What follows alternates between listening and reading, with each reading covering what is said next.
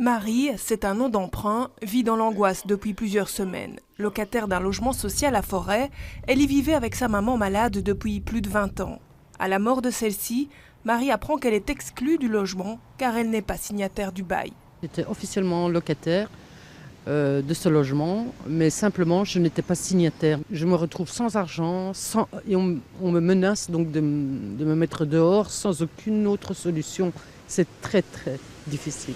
Le cas de Marie n'est pas isolé. À la table du syndicat des locataires, Julie, habitant au foyer Anderlechtois, vit la même situation.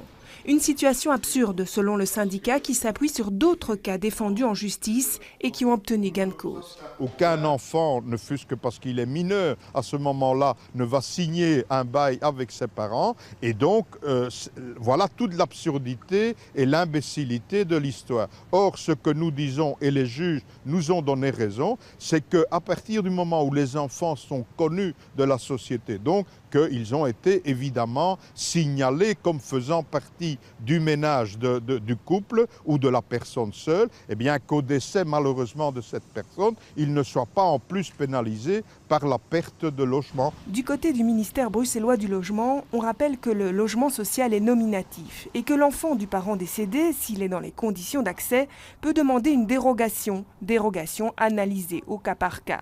Une mesure insuffisante selon le syndicat des locataires qui demande aujourd'hui au ministre bruxellois du logement d'envoyer une circulaire aux sociétés de logements sociaux pour faire respecter non seulement le droit à l'habitat, mais aussi à plus d'humanité.